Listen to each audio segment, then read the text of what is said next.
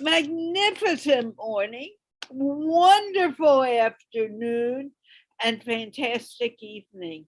For me, it's evening. In Pakistan, it is morning now. And in some other place in the world, it is afternoon. And I am so happy to be here. This is Carla from Rehan Allahwala's World of Connection.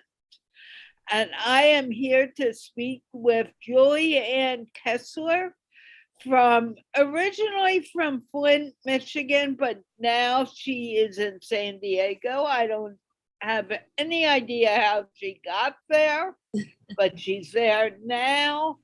And she's working on connecting the world together, just like Gurudev, like Rehan Allahwala and I do every day. And we are connecting the world. She is also I believe she is studying. And yes, we'll learn more about that in a few moments. I want to remind you that this show, like all of our other shows, is sponsored by the Institute of Peace, which is an online organization promoting peace one conversation at a time. Julie, will you please introduce yourself? Yes. Hi, everybody. My name's Julie Kessler. Again, like Carla said, I currently reside in San Diego. A brief little history on how I got out here. When I was 18, I decided that I wanted to live in San Diego because I had been here on vacation with my grandmother, and she always knew she could not move out here because my grandfather would not ever leave Michigan. And so I guess I kind of clung on to her dream and drove out here with a high school boyfriend and a friend back from Flint. And we moved out to San Diego, and it is just a blast out here. After I got married, when we were pregnant, I did go back with my family to Flint for about 10 years because I have a big family back in Michigan, and I wanted them to be a part of my daughter Zoe's life. So in 2021, last May, we actually moved back out to San Diego. And I believe my daughter loves it just as much as I do. She just likes the rain a little bit, and there's not a whole lot of that here in San Diego. And then, so what I'm working on right now, I founded Countries Connecting, and I just founded that January 10th of 2022. It started as a Facebook community for Zoe and I to make friends around the world. And it has just taken off in ways I never imagined. And we're in the process of becoming an international nonprofit. And we have about 10 programs that we are setting in place. And by we, I mean all the change makers in communities is what I call our leadership group. And I have nonprofit founders and directors and pastors, teachers, entrepreneurs, and then simply community leaders who just want to make a difference in the world around them. And this involves multiple countries in Africa, which includes Uganda, Cameroon, Kenya, Nigeria, South Africa, and more. We have a couple churches in India and a couple in Pakistan that we work with. And there's various other places too, but those are the main ones I would say right now. Wonderful. Now let's go back a tiny bit. I know you're a student now and have been a student. What have you been studying? So for about 6 months, I was going for my master's of business administration. And some things happened there that just, it's not the right time for me to pursue that. So I just kept my heart open, and now I go to the University of Metaphysical Sciences, and I'm going to achieve my Philosopher of Divinity. Now, what will that make you be? So basically like a spiritual guide, a teacher, and it just, you can take it in a lot of different directions.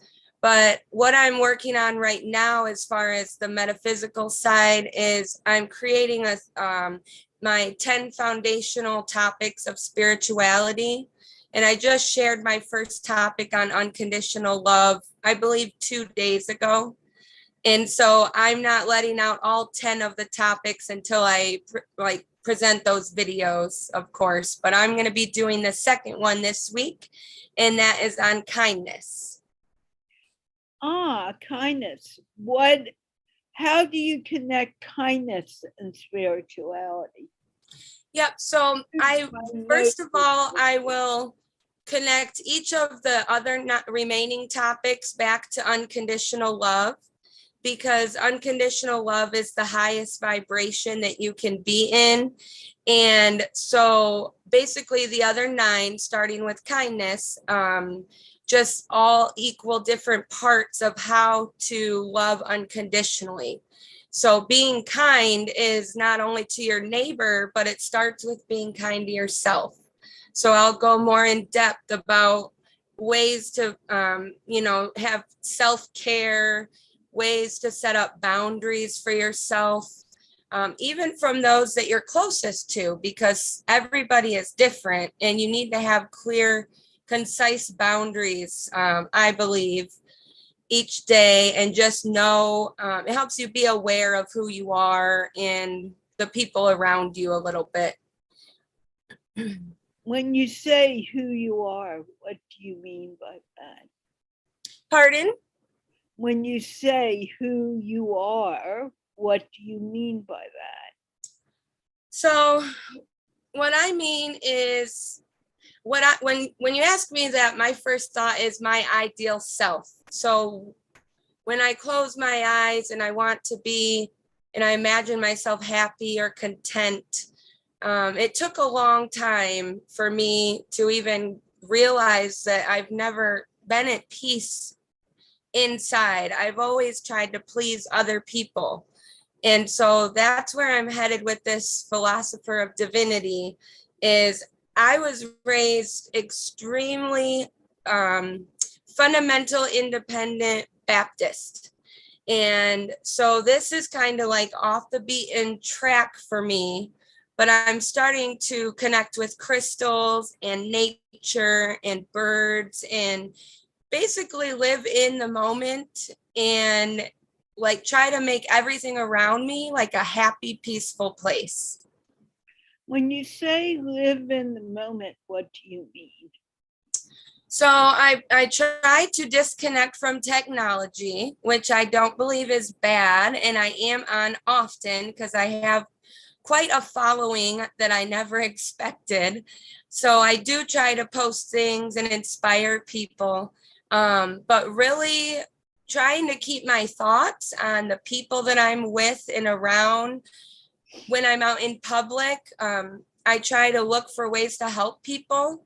When I go on walks, I've actually met a couple elderly women, and now they're my friends. And I've walked them back home from the grocery store, and, because they were just walking 2 miles and it was super hot. And so I try to look for ways just to make the world a little bit better.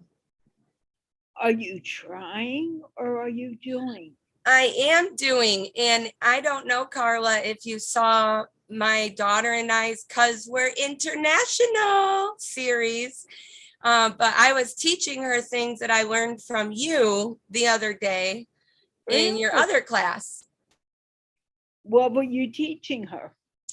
She actually just did what I did and said, I would try to do that. And I said, well, would you try it or would you do it? And then I talked about, how once you've committed to something, you just go and do it. Right. But even if you look at a baby and baby gets up and he wants to push that chair to another place, and Yeah. maybe it only moves an inch or 2 inches. Is the Yeah. baby trying or is the baby actually doing it? Yep. Doing it. That's the whole point. If my nose is just itchy like crazy, I'm sorry. That's okay. But that's the whole point. When you are doing, you are putting your 100% into it. If you say, I am trying, it's Right. almost an excuse not to do it at all. Yeah.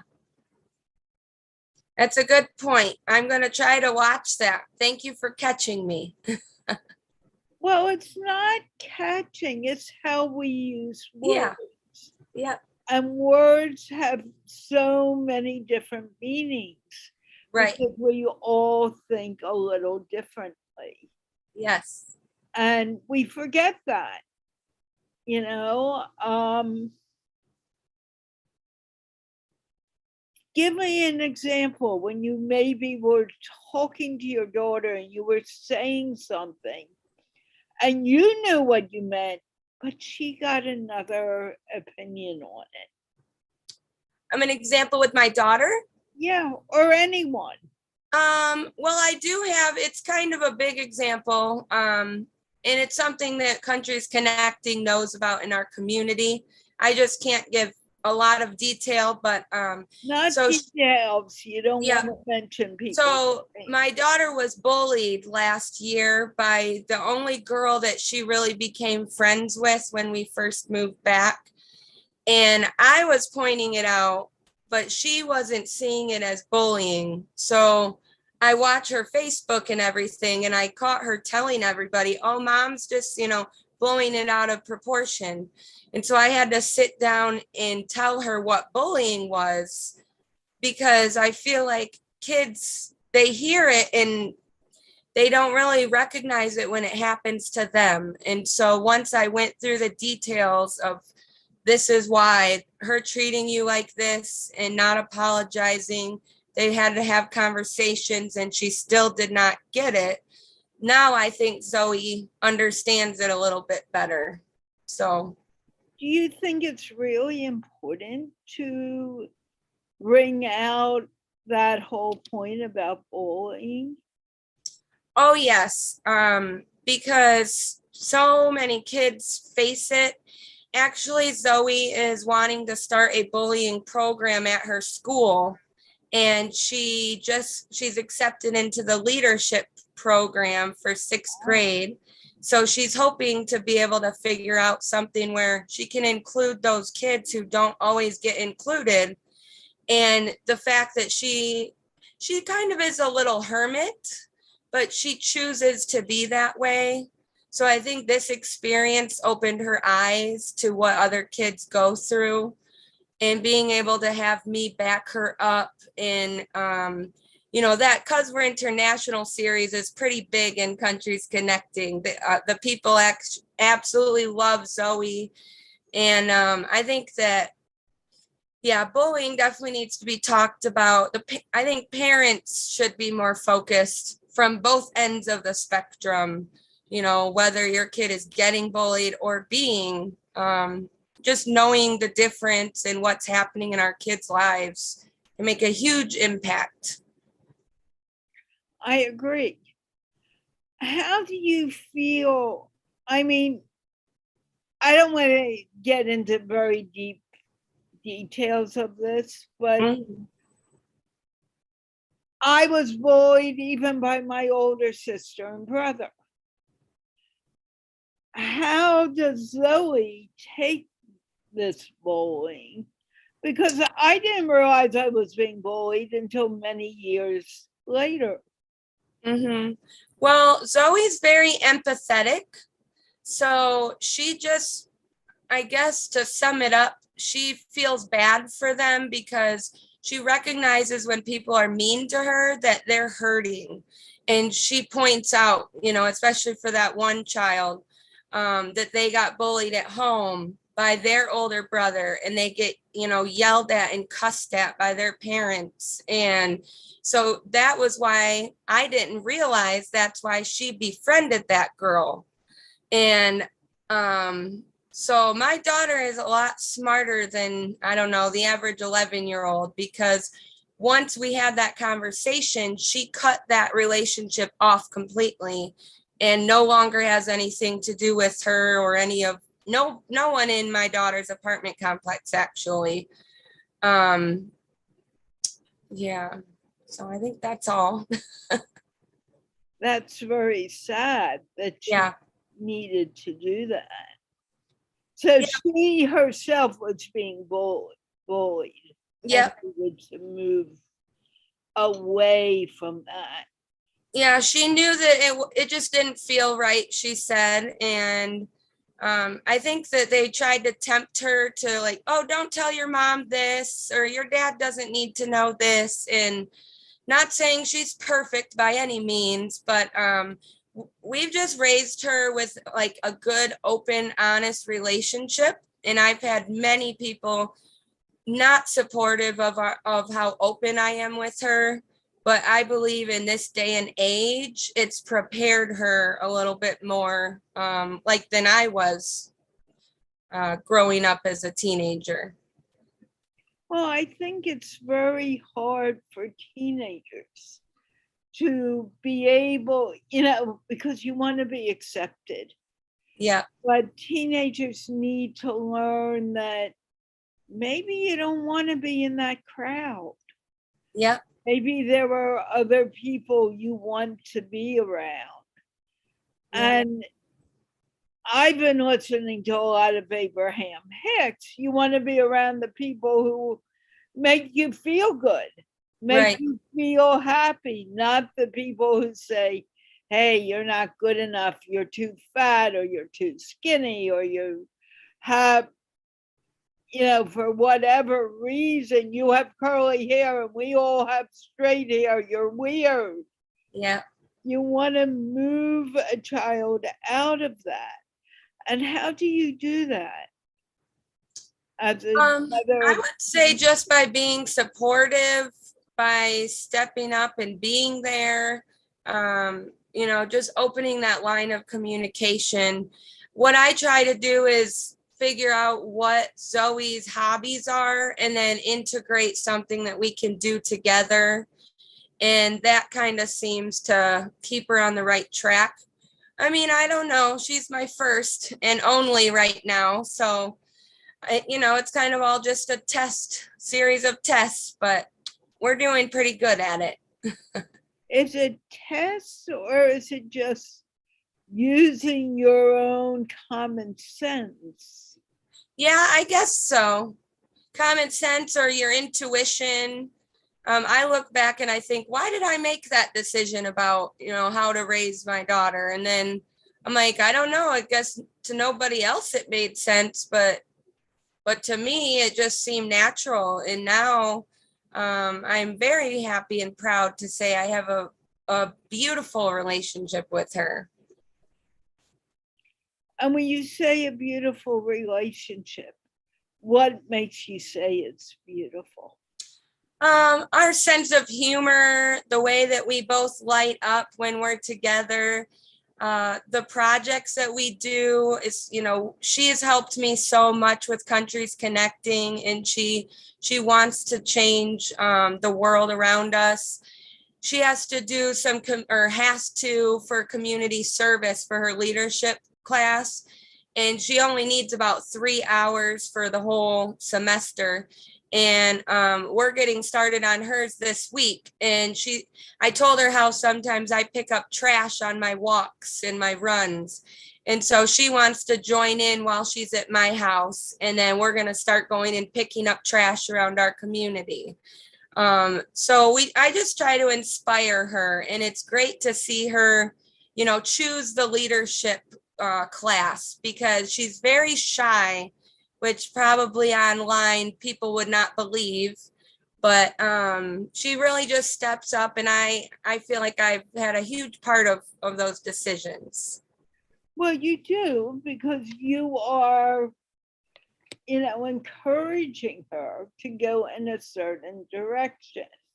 Again, you use the word try. Are you Did trying or are you doing? I'm doing. And what happens when you realize that you are doing?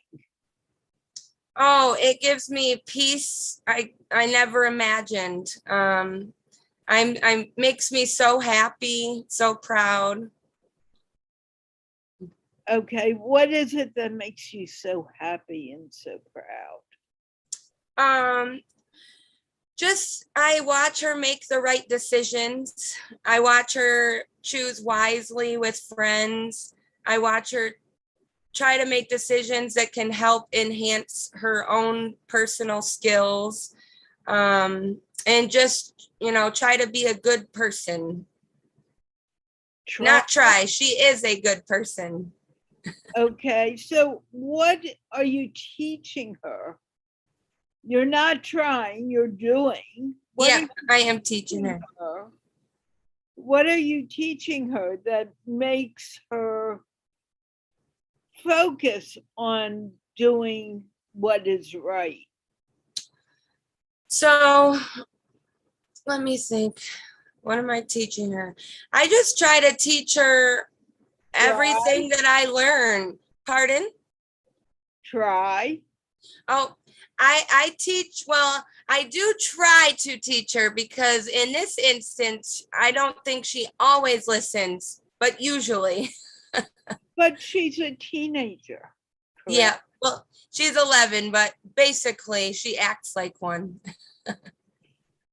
Which is, she's rebelling because she's becoming more independent. Yeah. How do you keep her, quote, in line without her losing her identity?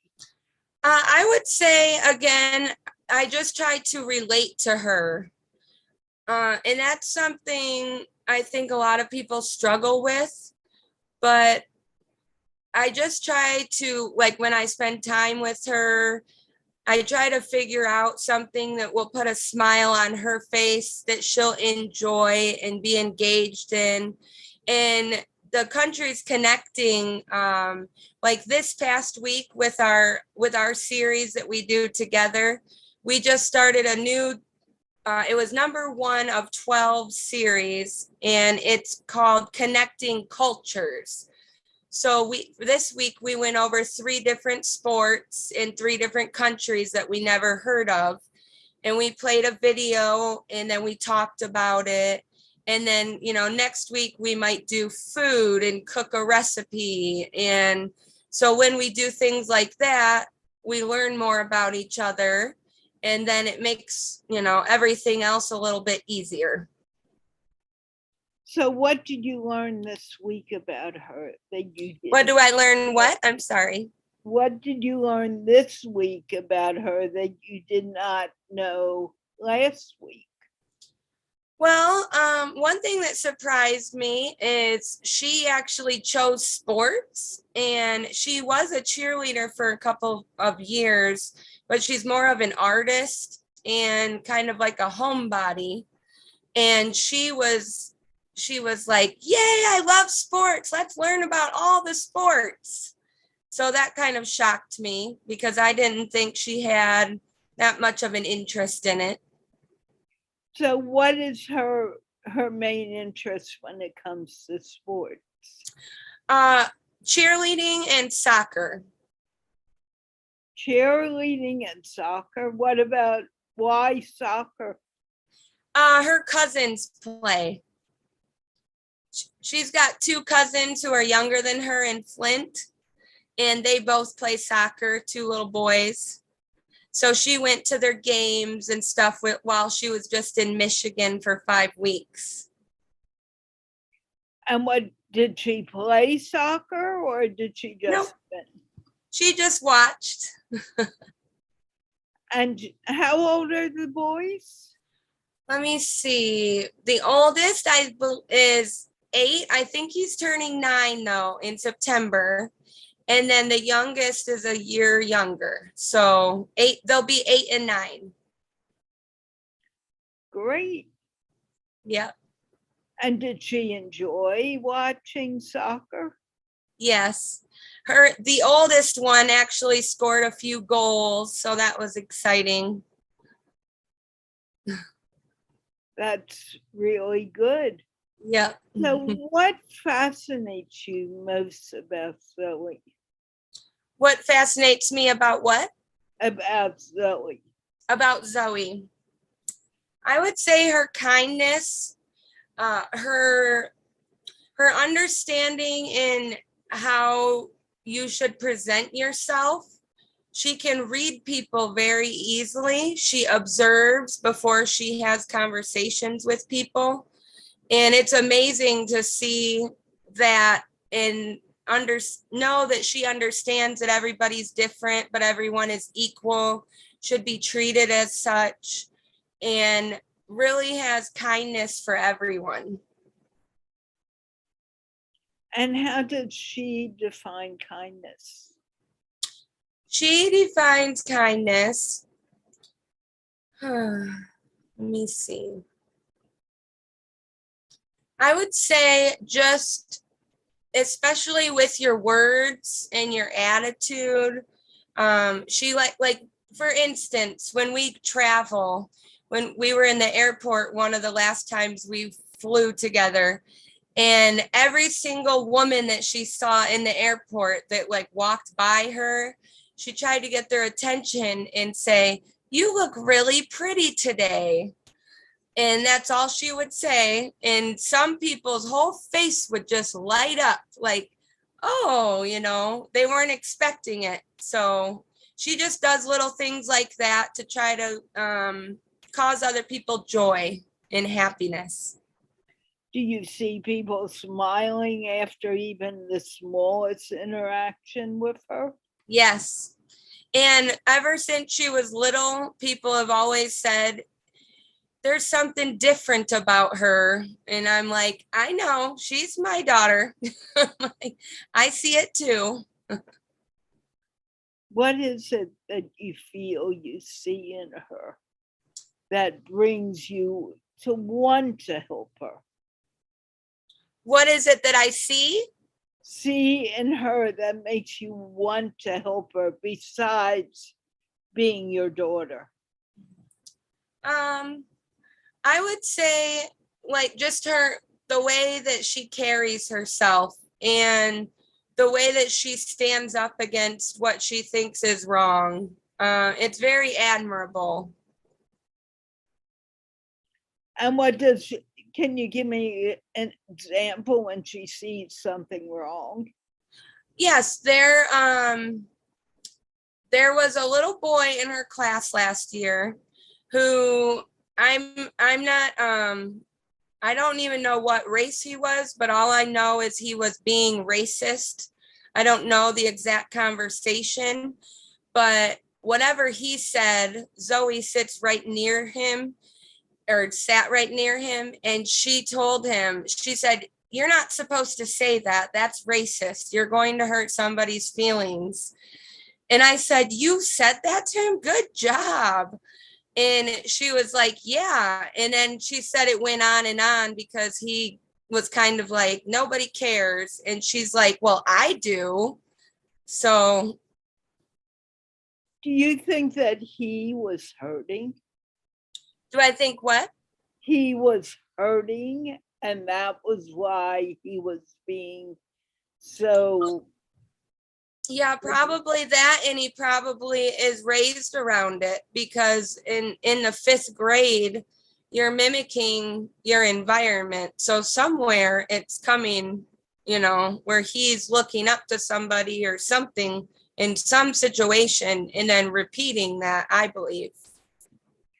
And how does that make you feel about Zoe?